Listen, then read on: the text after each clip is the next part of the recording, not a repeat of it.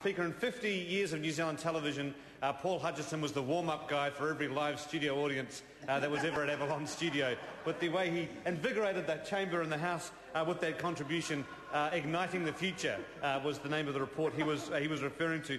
He talks, sir, about the 39-cent rate of income tax, and with the exception of the Honourable Maurice Williamson, who I see in the chamber here kind of hanging around in that Jurassic Park sort of way that he does, every other member of the chamber who's here came into Parliament after the 39-cent tax rate came into being.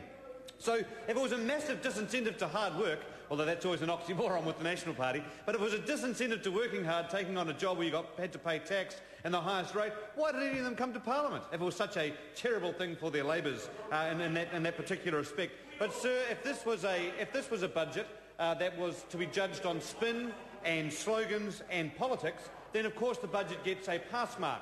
But if this was a budget that was meant to be about the economy and trying to fix the wage problem in New Zealand so people got to take home more money each week based on the work that they did rather than the taxes that they paid, then this budget, sir, was an absolute failure. It was big on spin, big on slogans, but there was nothing in it for the real economic challenges that the country faces. Do you know, sir, that in the budget documents, the Minister of Finance today said that a job was an important thing.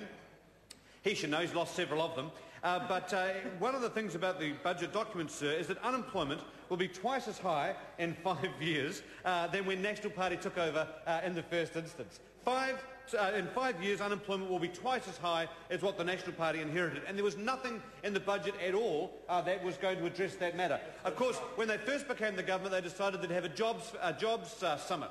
And it was going to be a do-fest, not a talk fest. It ended up being for doofus in that particular regard, for doofuses. I think was about the only thing that you could say about what came from that, because we found out this week that only 150 metres a week has been added to the cycleway, and a country, how many thousand kilometres long is the country? It must be 4,000 or 5,000 kilometres or something, I don't know. And we're getting not quite that long, but 150 metres a week is not going to be the way we get people back into jobs if we're relying on that. But it was typical of the Prime Minister. There was all the...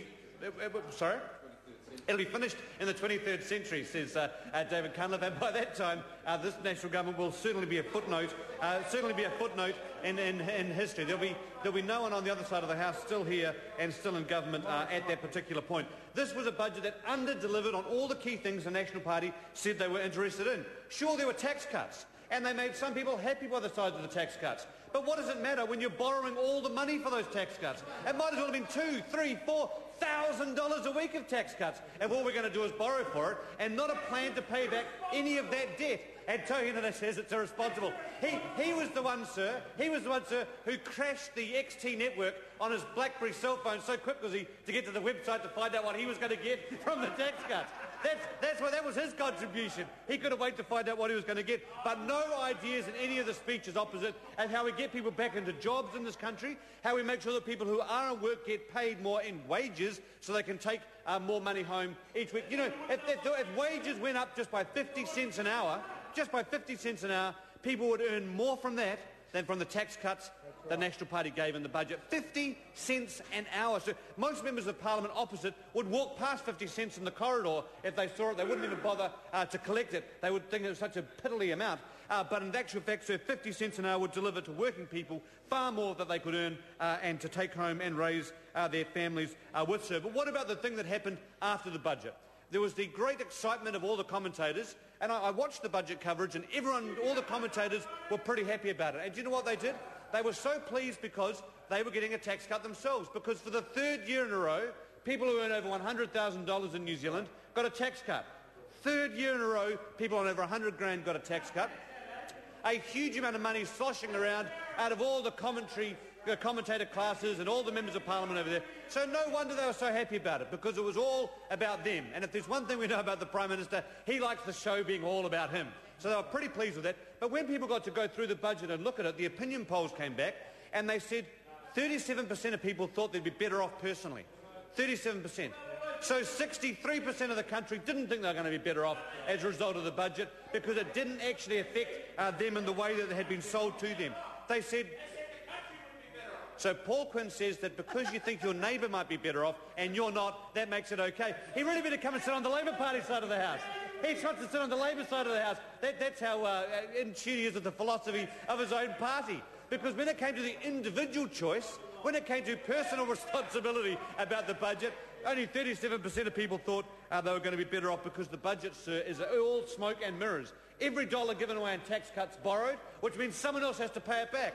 We know what they think about savings with KiwiSaver and the Super Fund, because they've cut the way into that, just like they did in the 1970s and 80s in New Zealand, where they cut the savings in the future. The National Party never govern for the future. They govern for tomorrow morning's Dominion Post headline. That's what they govern for. If they can govern for that, they think that's $1.20 well spent, because we can get our photo smiling away on the Dominion Post the following day. But whereabouts is the government plan for 5, 10, 15, 20 years down the path? There's nothing in it for that.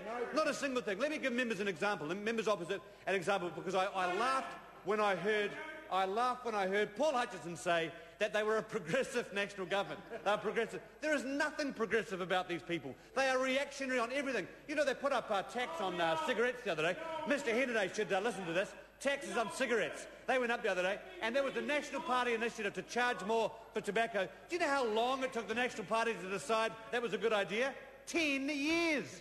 10 years they took them to decide that should be a policy for them, and they've sucked it to people. One of the other increases in the cost of living that this budget has to put with. You know, GST has gone up. They promised that wouldn't happen, and yet we've seen GST go up. Power prices, the ETS, early childhood education, where people will pay more for the fees in early childhood. Where was that in the manifesto? It is broken promise after broken promise after broken promise. And finally, sooner or later, sir, the smile and wave routine of the Prime Minister won't be able to cover for all these broken promises, because National Party members who clapped and cheered during the Prime Minister's speech in reply to the budget, the most undignified spectacle you've ever seen of a Prime Minister giving a rallying speech to his caucus, not realising he's on television to the country, trying to explain their single biggest economic policy of the year. It was all a competition amongst the backbenchers of who could whoop and cheer the loudest. You save that stuff for the caucus room.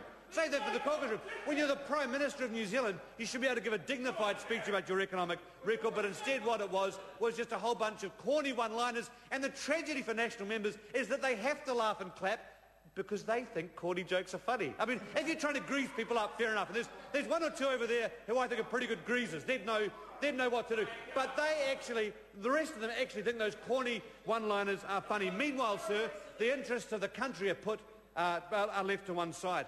On the issue of asset sales, sir, not promised during the election campaign. In fact, we were told there would never, ever be a sale of the Kiwi Bank. Never, ever. Reminded me of the no ifs, no buts, no maybes. They are genetic promise breakers on that side of the house, and they were even able to do it on the Kiwi Bank. Let's take the Kiwi Bank, which every single mum and dad in the country owns, sir. When Bill English said, why don't mums and dads get the chance to own it? Name a mother or father in this country that doesn't currently have an interest as a citizen in the Kiwi Bank.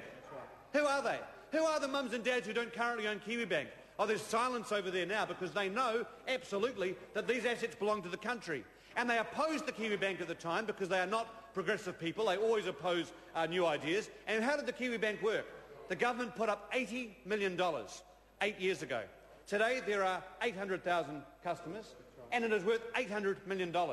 The Kiwi Bank has worked. It is a success. It has proven its value, and every single New Zealander owns that success. We were a government that was ambitious for New Zealand, and that's why we started up a Kiwi Bank so that New Zealanders could own it. It meant fees came down. It meant mortgage rates for working families stayed lower. It meant that in rural areas and towns and communities around the country, bank branches weren't closing. They were staying open because the Kiwi Bank was in town. It is an example of a public asset, sir, that works hands down. $80 million turned into $800 million in just 8 years. And now the National Party, who campaigned on protecting public assets, have a secret agenda to sell those assets to what they call mum and dads. Mum and dads. Well, mums and dads already own it, sir, and that's why the budget has gone down so unpopular with the public, because they know that when it comes to affecting them personally, they've been ripped off, because whatever tax cut they got on a lower wage was all being borrowed from overseas for anyway, and they'll have to pay back as taxpayers down the generation. They know that the assets that we all own together are being taken off us, and so they know that the cost of living, the thing that actually matters when you're at the supermarket queue, those are the things that are going to be hitting families all over the place with higher GST, higher costs for working families, and a government that doesn't care about it, because unemployment will still be twice as high in 5 years as what it was when National took over. I support the motion of Phil Goff that there be no confidence in this government. Very good.